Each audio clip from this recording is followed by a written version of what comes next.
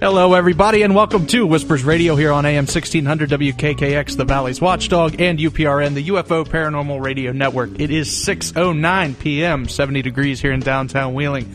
I'm Jordan Cline, here with special guest, Mike Drzako. Emphasis on special. Yeah, I know.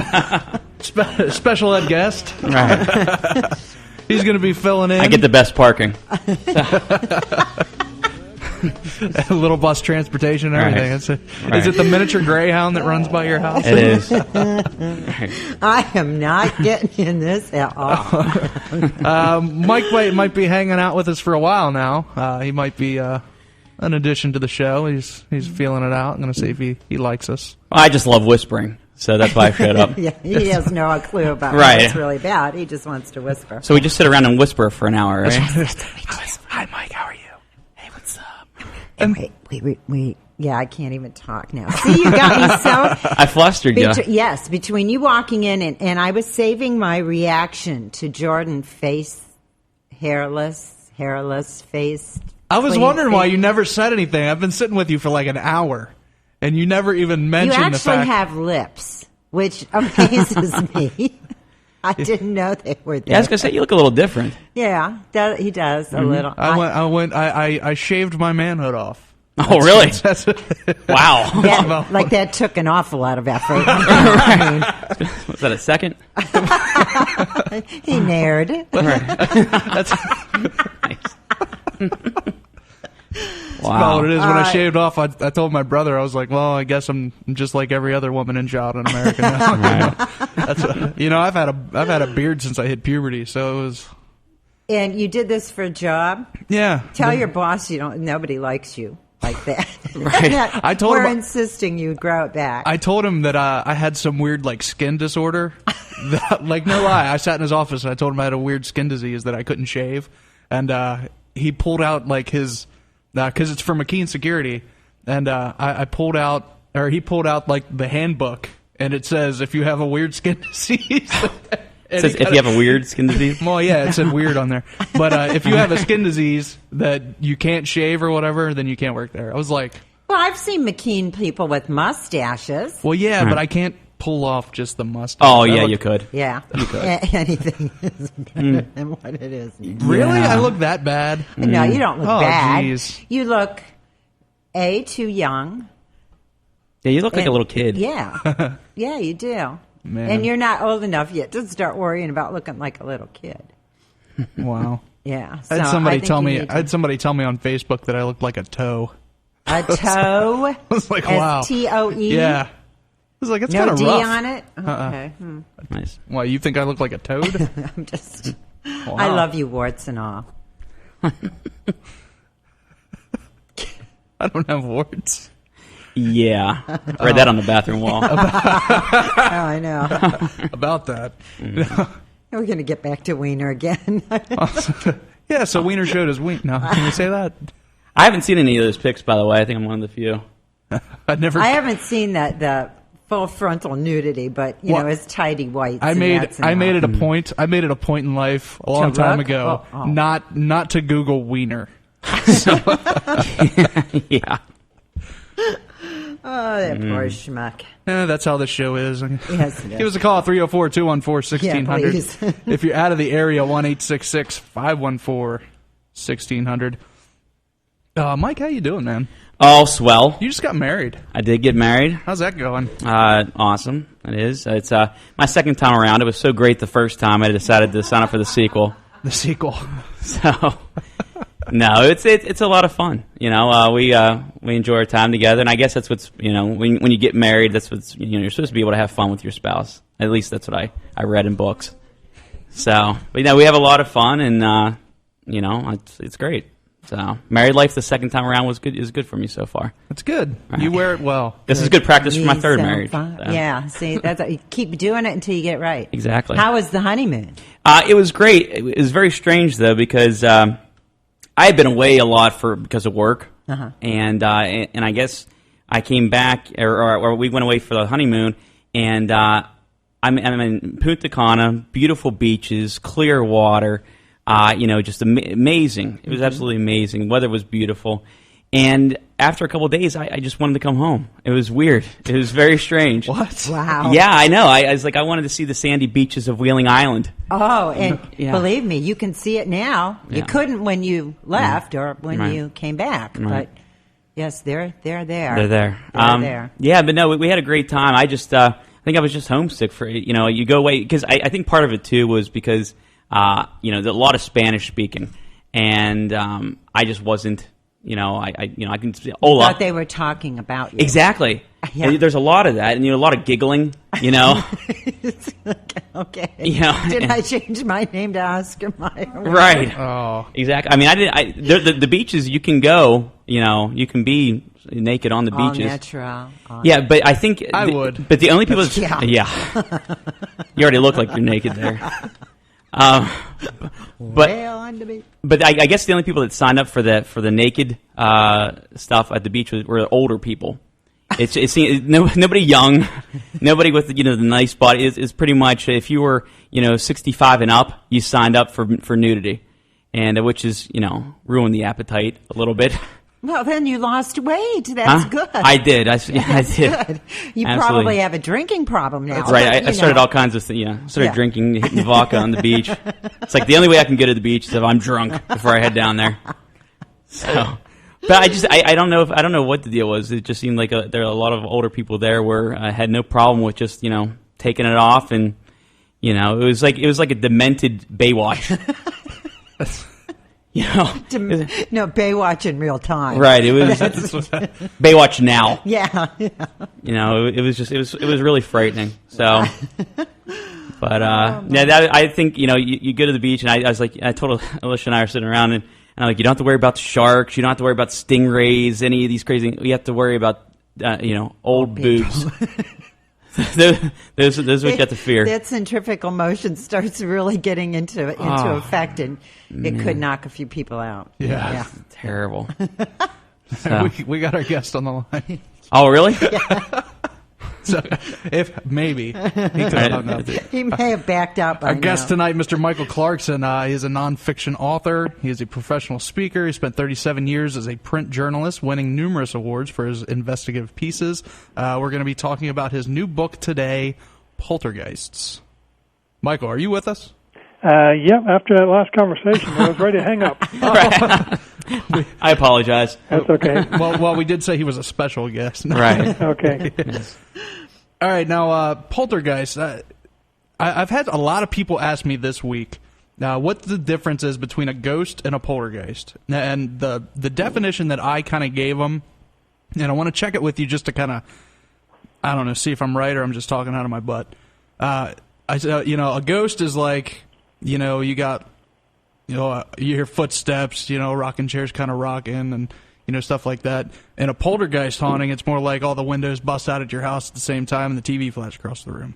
That's the Reader's Digest version. I would say, though, it's a poltergeist I define as a haunted person rather than a haunted building. In other words, the 75 cases I reviewed, there were about 5% of them so-called ghosts, as you described, but most of them in the main revolved around young people and an unusual, almost unknown, I guess, source of energy which comes from the young person. Very complex, almost like what I would describe a perfect psychic storm.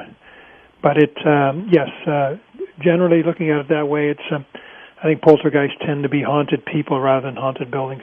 Now, when you say haunted piece, do you mean like, I don't want to say possessed, but like tormented people, or? Not possessed by the literal definition, I guess, but I guess you could use the word tormented, but I wouldn't. I think most of them seem to be troubled children, but there's many common denominators. Maybe we can start from there.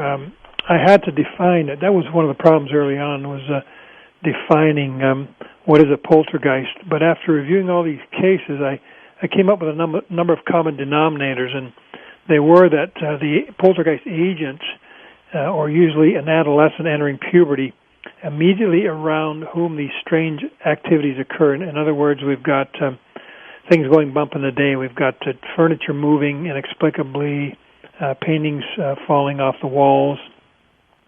And usually revolves around the young person. He or she is usually quite intelligent.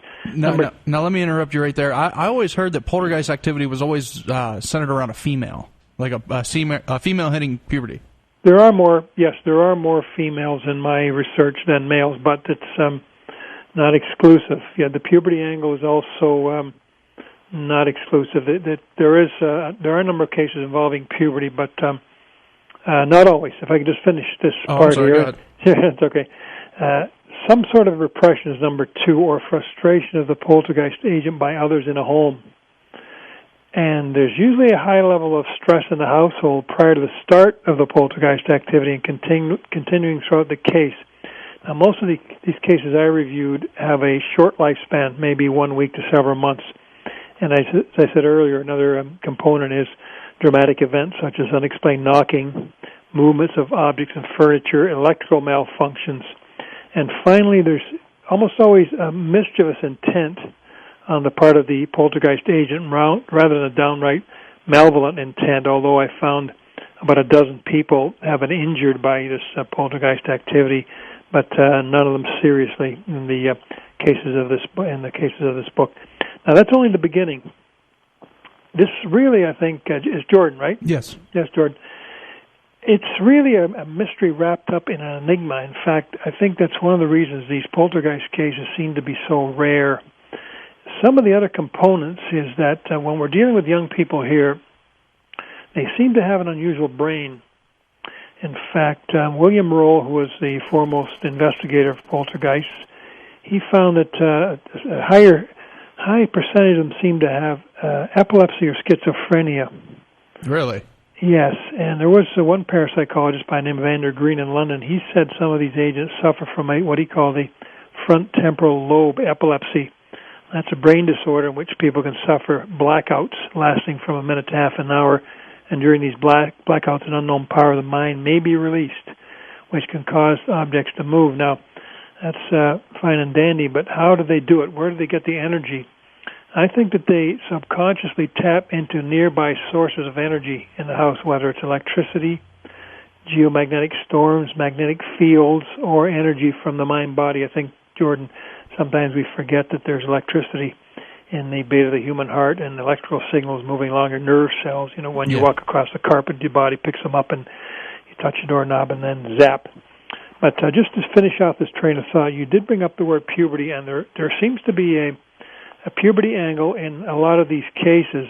Popular theory about the agents is that they are youth just entering, not only girls but boys, entering puberty or going through puberty, which somehow triggers an unknown energy force and perhaps transformations in brain chemistry. In other words, this puberty could be another one of these energy sources which they are tapping into. And of course, sex can be mysterious in some quarters and can be a powerful force.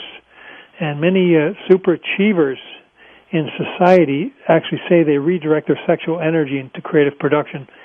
Now, in this case, with poltergeist, it's very hard to prove this. In fact, it's hard to prove any of what I've just said in the first 5 minutes of the show because these cases are so rare.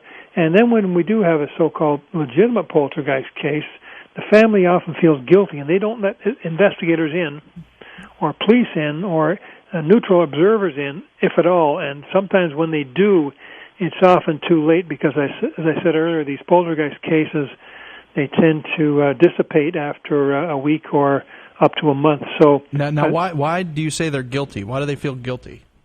Because of the component I mentioned earlier about the stress in the household, perhaps a troubled child. You mentioned tormented child.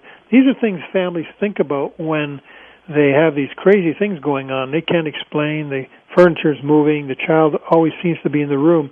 The family seems to think often that it's got to do with them. In other words, the children are reacting to them. And in some cases, they're right. In some cases, I think the child feels he or she has no other way to express himself or herself rather than making these crazy things occur. Now, they don't know how they're doing it because it's so rare. I think it's subconscious they're doing it, but sometimes it is directed at the family, and I think the family picks up on this. So the family feels part of the problem. either that or they don't want the family's dirty laundry aired in the media. And, of course, you mentioned Poltergeist case, like we're talking about today on your show and my book. It's a sexy subject, so the media usually gets involved. So I can see why families don't allow investigators in many of these cases. Mm. Okay. Now, what I want to say, what kind of activity goes on in a poltergeist haunting? What classifies it as poltergeist instead of just a regular haunting or a demonic haunting? Sure. Well, I mentioned earlier about the unexplained knocking, electrical malfunctions, movements of objects and furniture. Also, occasionally reported levitation of objects, electrical appliances working without power, and stones falling apparently from nowhere. Even more rare, but sometimes reported in poltergeist cases, are strange voices coming from the agent, apparitions, strange odors, cold spots, and water formings.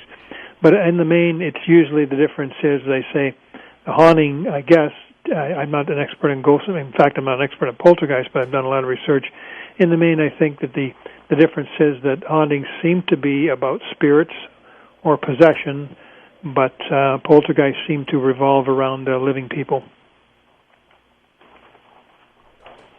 Now, you say that they're rare. Like, how rare are they? Like, is it something that happens like once in a lifetime type of deal, or is it, something like I don't want to say like in like culture. I mean, like for a person, is this something that happens like once, and you said it lasts for a week, and then it's gone, or is it something that might come back every couple years? Or yeah.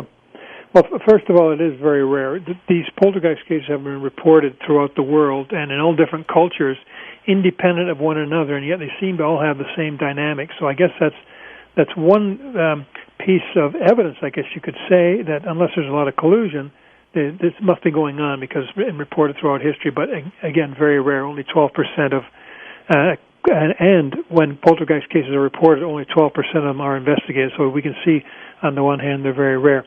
Now, they don't last very long traditionally, and usually they don't come back. When whatever is going on in the house, if the stress is somehow addressed, often in the family, often it will dissipate and disappear from the child, and it won't come back. However, there are cases where it switches names. In other words, poltergeist energy is different than psychokinetic energy. There's a link. They're probably first cousins, but poltergeist energy seems to be spontaneous. In fact, there's a name for it. Recurrent spontaneous psychokinesis. The short form is RSPK, and that was coined by the parapsychologist William Roll. That generally does not last very long. However, in some cases, some of these agents go on to use PK, or psychokinesis, which seems to be more controlled mind over matter when they get older. I have a number of cases in my book, but again, that is fairly rare, and I think for scientific purposes we should try to separate these two things, because a PK seems to be a more controlled using mind over matter. Now, psychokinesis, that's like Firestarter, right? Yes, it could be. That's Stephen King. That's a rare form, however, I think, of PK. More common forms of PK or psychokinesis would be someone actually just moving a coin, moving a pair of glasses with a mind.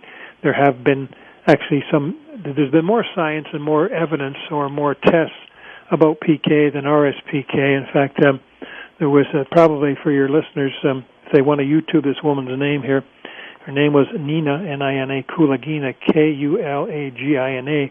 She was from Russia in Cold War days of 1950s and 60s.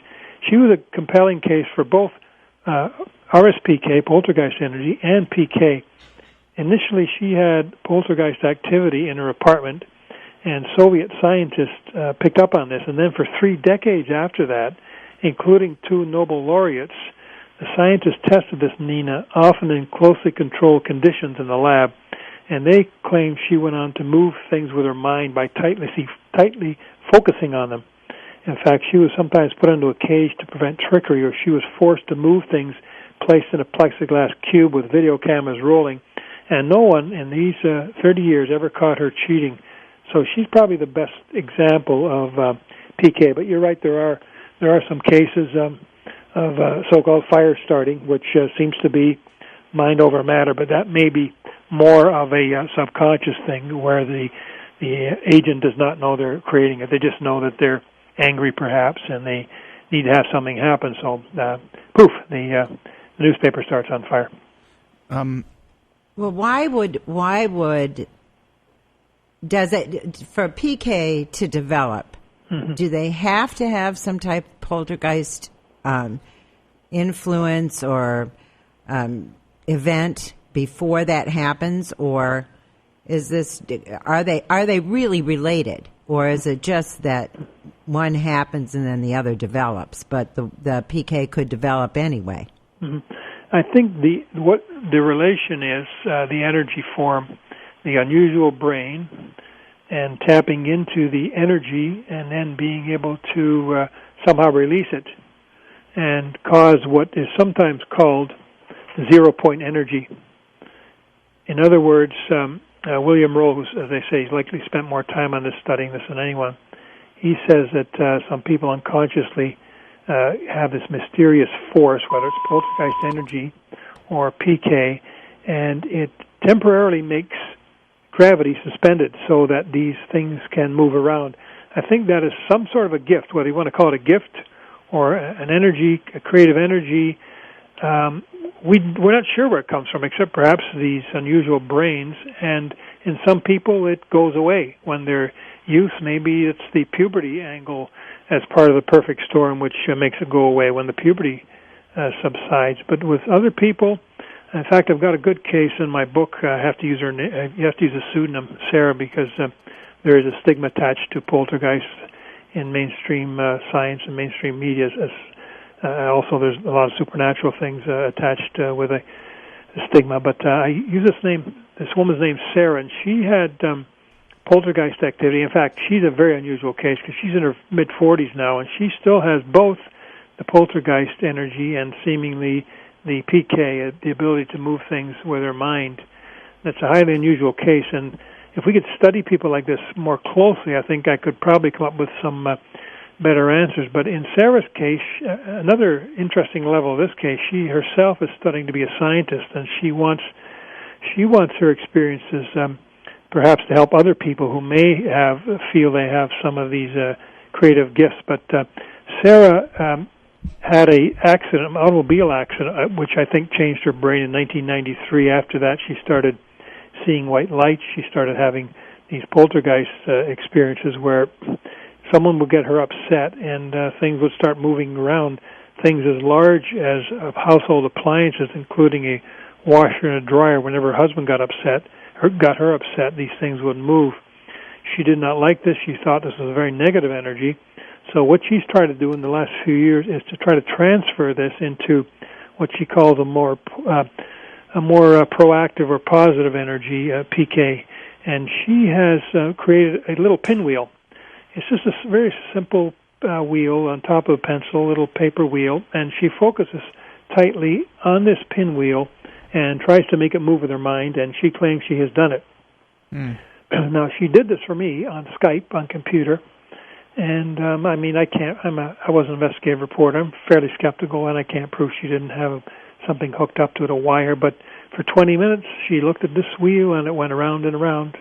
At some time, most of the time, I think it was clockwise most of the time, but sometimes it came back to counterclockwise, and I was quite impressed by it. So she's not sure if the average everyday person can do it, and I'm not sure, although there are some conflicting reports. Some people believe that you can develop this. I'm not sure if everyone has it. I'm not sure if everyone has all these components I mentioned earlier coming together. That would be an awesome thing to be able to do. Yes. You know? Well, I can read you a little bit here about someone who believes it's possible. Okay. His name was Michael Crichton. He actually was a fiction author, more known as a fiction author, but he was a medical doctor, and in his book, 1988 book called Travels, he said he had a successful experience with PK at a spoon-bending party. Now, spoon-bending we know from Uri Geller. Yes, yeah. Of course. Some of Crichton's observations about bending at this spoon-bending party I bent a spoon, he said, and I knew it wasn't a trick. I looked around the room and saw little children, 8 or 9 years old, bending large metal bars. Spoon bending, he said, obviously must have some ordinary explanation, since 100 people from all walks of life were doing it at this party. And yet it was hard to feel any sort of mystery. You just rub the spoon for a while, and pretty soon it gets soft and it bends, and that's that. The only thing I noticed is that spoon bending seemed to require a focused in-attention, not attention, in-attention. You had to try to get it to bend, and then you had to forget about it.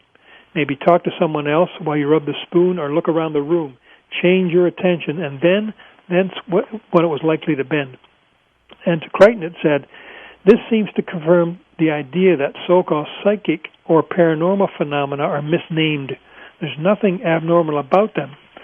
On the contrary, he said, they're utterly normal. We've just forgotten we can do them.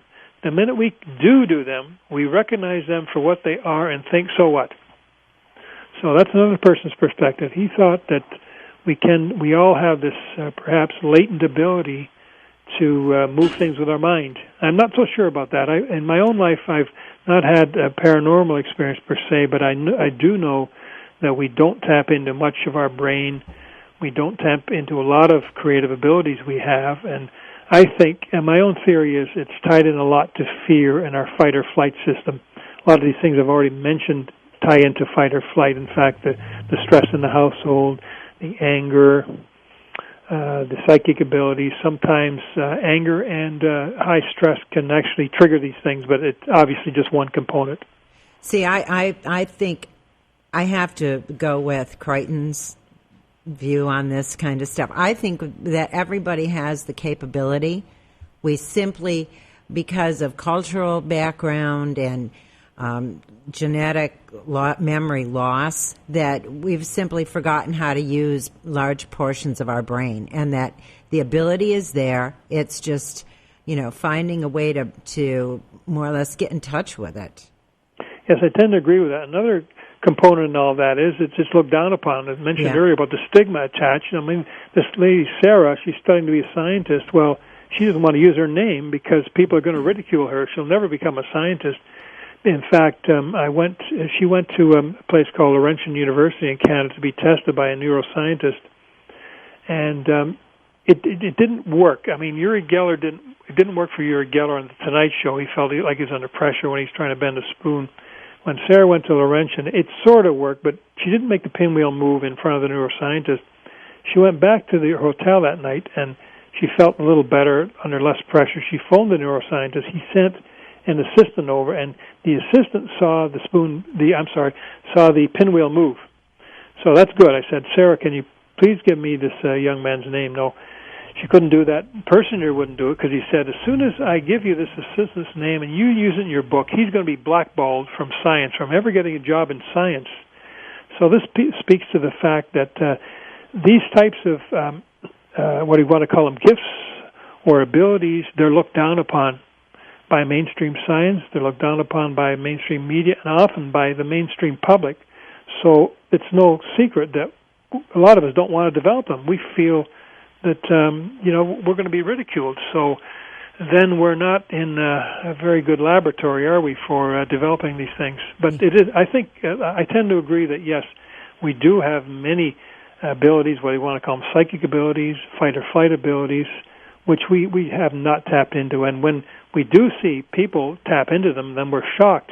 And then when we talk to them, when I talk to Sarah, it sounds like it was just a normal thing for her or a natural thing for her. But maybe she's just, she's a different type of person. Maybe to a point she doesn't care what people think. She obviously cares enough that she has to use a pseudonym because she wants to get a job, but she's allowed herself to develop. Maybe she's more open-minded than some of the rest of us. Well, life is hard enough without bringing more scrutiny. And then, let's face it, the minute you would come out with that, the media would, immediately call you a fraud, start looking for ways to debunk you. And then in her case, she goes to try and prove it, can't because the pressure is great. Mm-hmm. And so right away, it's all skepticism and being negative about it. So you can't blame people for not wanting to develop their abilities like that. No, and there's a stigma attached even to someone like me. I knew before I wrote this book, this is the first if you want to call it paranormal book I've written 6 other books, but I knew there was going to be problems, or I knew I was going to get ridiculed, but it came right away before I even published the book. Of course, before anybody even read it, probably. Yeah. One of the reviewers started debunking my other books. Said, "How credible can Clarkson be? He's now writing a book on Poltergeist."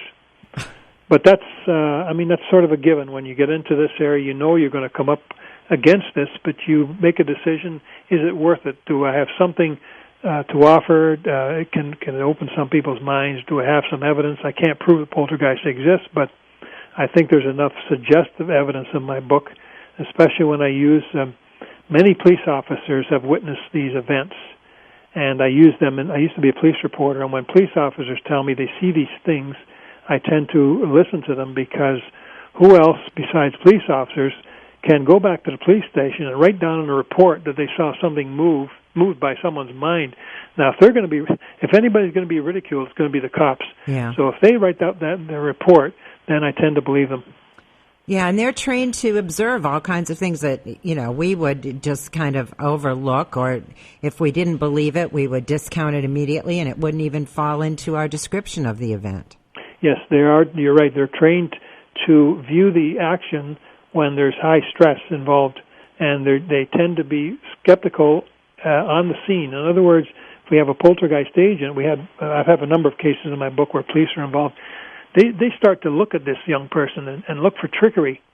This young person must be, in the skeptical cop's eyes, be doing this with strings or something. But when they say no, when they go back and write on their report that there was some sort of a supernatural event. Well, they never really want to admit to any kind of paranormal thing going on. It's always, they're tricking people. They look for the debunking it. Yes. Yes. Yeah. And yet in my book, I've got at least 51 cops around the world in 17 cases since 1952 who say, yep, they saw this poltergeist activity up close. Wow.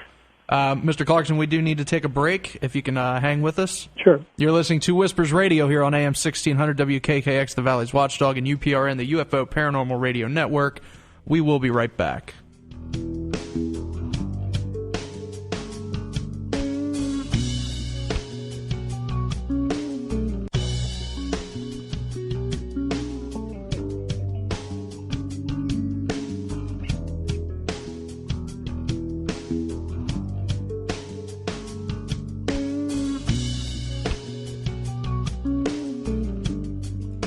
Hello, everybody, and welcome back to Whispers Radio here on AM 1600 WKKX, the Valley's Watchdog, and UPRN, the UFO Paranormal Radio Network. Give us a call, 304-214-1600 if you're out of the area. It's 1-866-514-1600. Our guest tonight is Mr. Michael Clarkson. We are talking about poltergeists. We're actually talking about some psychokinesis, too, which is pretty neat. Yeah. Michael, you still with us? Yep, sure. Now, just to clarify, because my brain's still kind of in the the first 5 minutes of the show trying to collect everything together.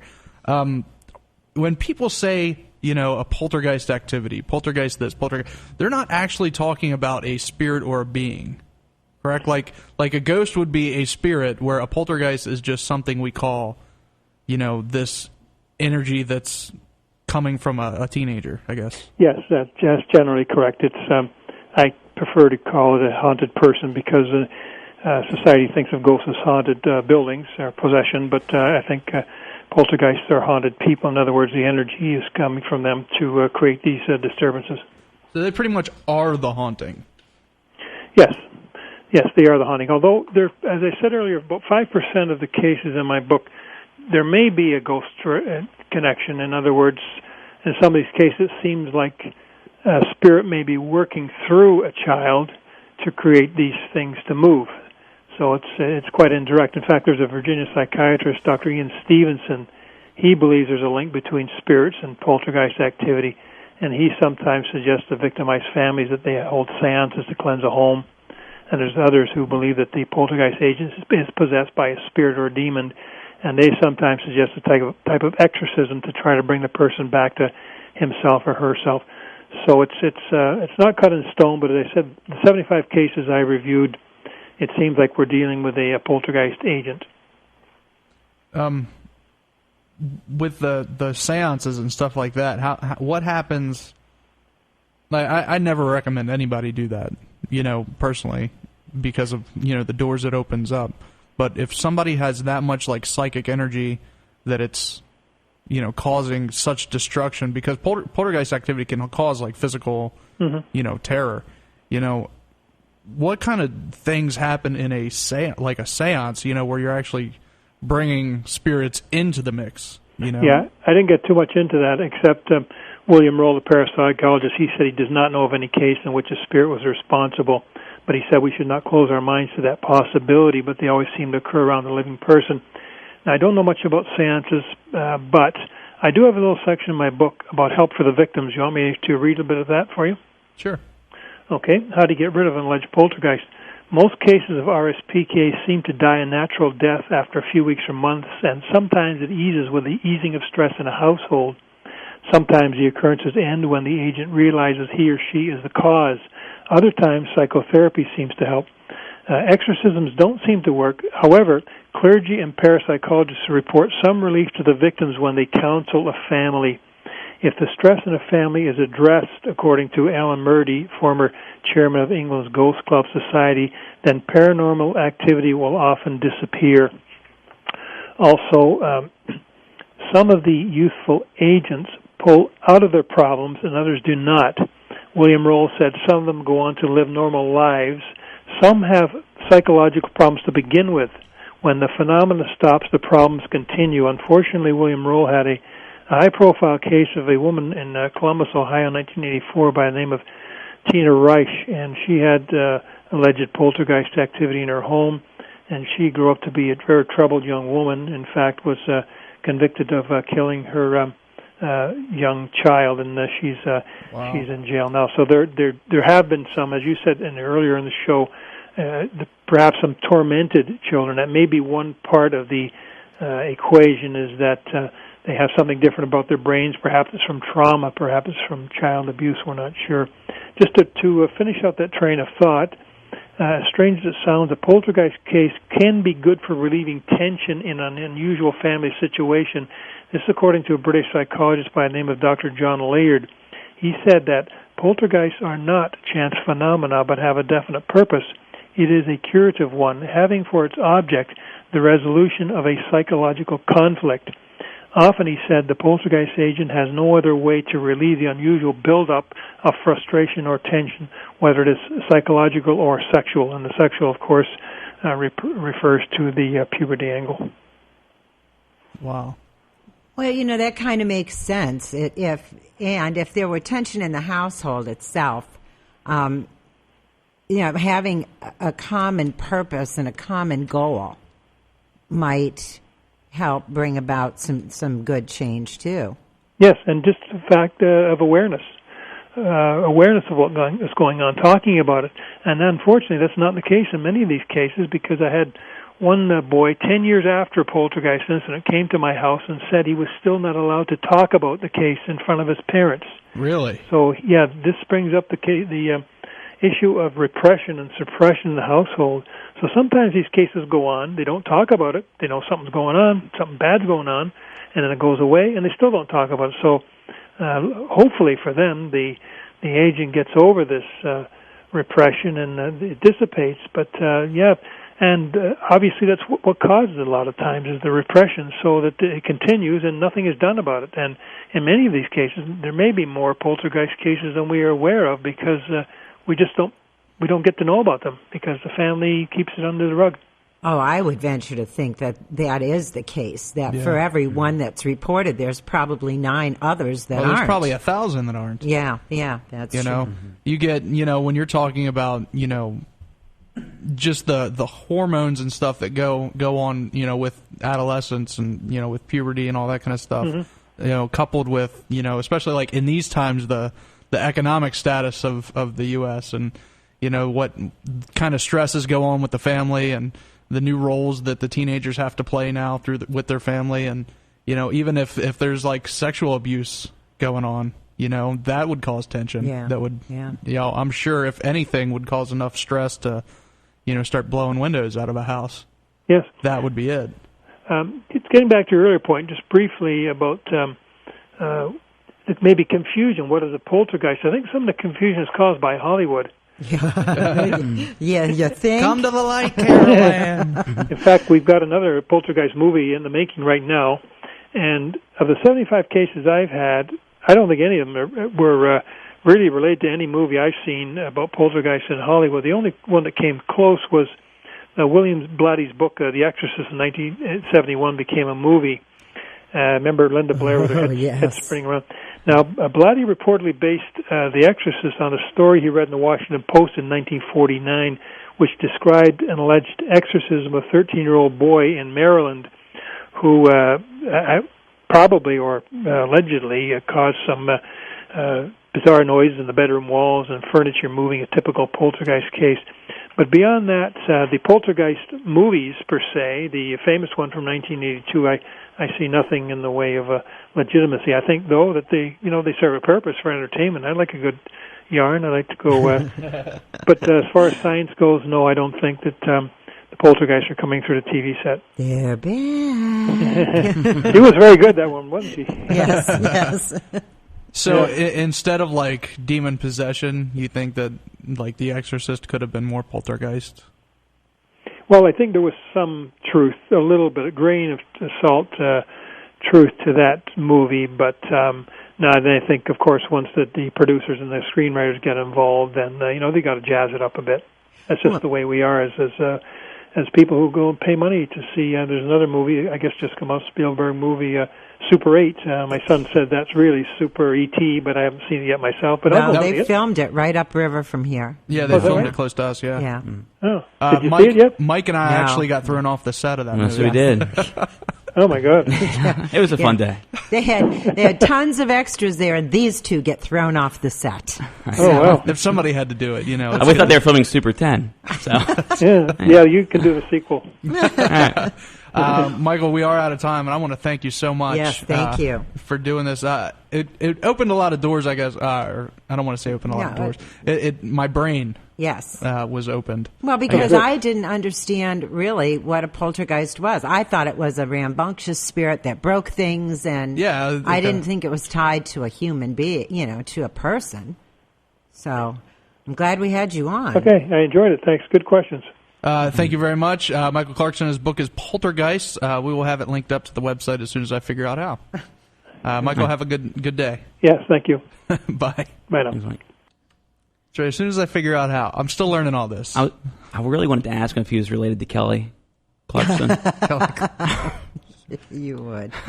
I know. I just didn't know when to jump in and ask, so I stayed out. So sometimes it's best to keep family trees out of these things. I guess I should. Yeah. So Kelly Clarkson. I heard they really don't speak. They don't speak? No. Not speaking terms. You remember the Sidewalk song that she sang? It was about him. Oh, I see. No. Yes. Oh man, I had something right on the tip of my brain. I totally forgot it. That's we why. got talking about we were talking about Super 8. It's a precarious little thing up there. Right. It's tiny. I got to dig out it with a Q-tip sometimes. I saw a movie this week, right? Actually, last night. The Right. Yeah, it's good. Have you seen that? Mm-hmm. No, I should have watched it. Somebody ordered it at home, therefore we paid for it, but I didn't watch it. And that's got I don't know. He was talking about The Exorcist, and that popped into my mind.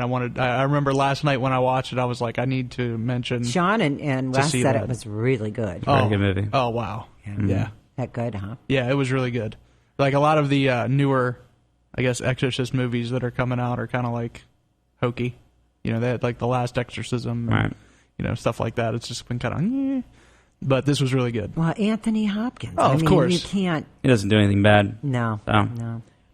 Lowell, have you seen Super 8 yet? No. No, I really enjoyed it. That's what I was telling Jordan. I said even if it wasn't filmed around here, didn't really have that cool aspect to it, I would have loved it anyways. It was just a really good, E.T., Goonies, classic throwback kind of film. And when I started reading the early reviews for it, and that's kind of what they were saying, I started even getting more excited because that's really what I wanted in this movie. I really wanted something like a throwback. When J.J. Abrams said that he was going to do something, for Stephen King, or not Stephen King, but Spielberg. Yeah. That's kind of what I was hoping for, something along these lines. Kyle Chandler, good. Oh, fantastic. I love that guy anyway, and Yeah. I'm so sad this is the last season for Friday Night Lights. Right, that's what I heard. Yeah. No, Oh, you didn't watch it, did you? No, I didn't because they were going to cancel so many different times, and I didn't want to get Well, I didn't want to yeah, I know. I didn't want to start watching it and have it stop. But yeah, no, he's fantastic. Game of Thrones. Are you watching Game of Thrones? I have it DVR'd. I know that they're on demand, but I haven't watched. I have so much to watch right now. You will like it. Right. You will like it. I know what you like. Yeah. So the whole cast of Super 8 did a fantastic job. The kids are extraordinary. Oh yeah, And, I was watching it with my buddy Ryan, and we were sitting there through the whole time going, man, these kids are good. I mean, Right. because what are they supposed to be, like 8th graders or Right. something like that? I mean, they're young kids. They were good. You know what I mean? It wasn't just like a child actor thrown in and be like, There's "Oh, no, oh, oh." it's Like- not, the CG's not over the top where it's like, it's beautiful. you're going, It's wonderfully ew. done. It looks, and what's great, like for those of you that live in this area, when you watch it, it's like, wow, that's right down the. You know what I mean? Like you'll recognize everything. It's not like 187 was for me. Right. You know, yeah, it's- yeah. I know those junkies on that corner. right, but it's Right. not like when they filmed out in Bel Air. It's kind of like, oh yeah, I recognize that. That's Bel Air. That's Bel Air. But it's said somewhere else. I mean, they mentioned Brooke County. They mentioned Belmont Okay. County. Really? They Yeah. talk about River Road. They, What's this town name? They don't use Weirton as No, the it's town. was it Lillian? Yeah, I think that's what it is. I tell you what, they it's such a cool thing to watch. A big, and I don't want to say big budget because it was made for $45 million. But it's a significant movie. Yeah. To be filmed in your backyard, and to see your backyard on Yeah. the big screen is an incredible thing. So it's just so neat. I mean, you don't see this very often. So we had our the Courier days. Yes, we did. Yes, So we did. and that was the closest I thought that I was gonna get to seeing something filmed around here. But Super 8. When I remember John calling me a couple of years ago when we first saw the trailer. He's like, "You got to." I think it was right before Iron Man, and he's like, "You got to see this trailer for this new movie called Super 8." And because we all love monster movies, and when you find out that movie's being filmed here, it was just really a kind of a cool thing. So. And it had a home feel. I mean, like they had like the big scene. It was like an overlook scene. You could see the bridge. That God, really I neat can't wait to bridge and see it. the factories and stuff along the river. And there was a major scene, which is the one that Mike guys and I got got thrown kicked out of? We got Yeah. kicked out of. They were talking in front of the house, and we drove right up onto it. Yeah, it was so cool, man. And we actually got to go into the producers, the production office, and it's just really kind of a cool thing. I'll always have those memories, of us, going up there and doing that. And So, I auditioned for it and did some improv and all that kind of stuff. And they called me the day before I was leaving for Key West. Oh, So it's like, wow. movie, Key West. Movie. You should have did the Key movie. West. You crazy? Right. No. You're gonna pass up a Spielberg movie? Come on now. Well, I'm just really hoping that this opens up more doors because I think to have more of those kind of things. I think West Virginia in this area would be a wonderful setting for future movies. Well, I So- had a guy, because I'm an EMT and I work security, tell me that the film companies, there's like the West Virginia Film Guild Yeah. or something Right. like that, Right. will hire the EMTs and stuff like that around here. I'm going to try to get it hooked up with that. That'd be pretty sweet. Well, I mean, Well, Myers did one movie this summer. That guy named Myers, and now, granted, it's a smaller budget, Right. but it was, anything like that is really good for the area, Yeah, it is. and hopefully, it opens leads to some bigger projects down the road. I know. This movie was filmed here. It's such a cool thing. It could be the biggest movie of the summer. And that's just a really, really neat thing to be a part of. I was talking to Jordan about they're filming Batman, part of some of Batman up in Pittsburgh, and auditions for just extras for Right. this past weekend, and Right. there were people lined up for hours, right. and hours. I mean, that's a really neat thing. So it's a great place to live. well, they do a lot of filming in Pittsburgh, and What- a lot of filming because What- I get those little blurbs all the time. Well, it's because of the tax breaks they give. Yeah. And, that's a big part of it. I know they do a lot of filming down at the prison. Down in Moundsville. Yeah. Just scenes here, and people don't even realize it. The Hills Have Eyes too, or something had scenes filmed down there. Scooby Doo too. Yeah. Had scenes in there. There's a lot of movies that use it, even if it's just for a day or two of filming. Yeah. Can get in there and get out. Actually, So- I filmed a small movie thing that I did. I went in and I told him I was with the film company. You liar. And I went in with my little camcorder, and me and my buddy had like the whole ran of the place for You the do day. that, but you couldn't film one little ghosty thing while we were there the last time. I know, right? Isn't that, right. In the pooper. The thing is going. Jordan, you got it on tape? What? Huh? What? What happened? You didn't film a ghost? It was something was responding to us once out of 7 hours. We got, and I said, "Now you had the camera going." Oh no! Oh, I forgot to push the button. Are you kidding me? It was pretty sweet though. It was all Real sweet. Yeah, that's sweet. that thing was all over Lola every time she talked. Woo, woo. Really? We were going through the yard. She's like, "Do you think I'm attractive?" No, I did not say that. I don't know what I was cutting up about, but it was six of us. Yeah. We're walking through the yard, and I'm carrying that EMF thing with the lights. Mm-hmm. And all of a sudden I'm going, "And do you know who I am? Do you know who I am?" And that thing went zing, zing. It's like, oh, I guess they do. Wow, you're hot stuff there. Huh? Yeah. Just what I want, a bunch of dead convicts. Well, Well, that's true. I mean, sometimes hey. it's better than nothing. exactly. Yeah, I know. Yeah. Mm-hmm. Well, I think we're a little late. I know. It happens. Yeah. Next week, I'm not sure because not sure. somebody doesn't know how to give phone numbers out. Oh, I see. Yeah, I'm going to be like that. What's happened? What happened? Our guest was supposed to be recorded in like 5 minutes, and he didn't give me his info. Yeah, Oh. And his publicist stopped answering no phone phone calls. number. Do you need me to act like him? Sure. Okay. What do I have to know? UFO stuff. I got it covered. All right, let's go. No. All right. Until next week, everybody. Yes. I'm sure Mike might grace us with his presence if you're he lucky. would. Oh, okay. If you're lucky. Mm-hmm. All right. Until then. It's been your pleasure. Exactly. Don't be afraid. Only believe.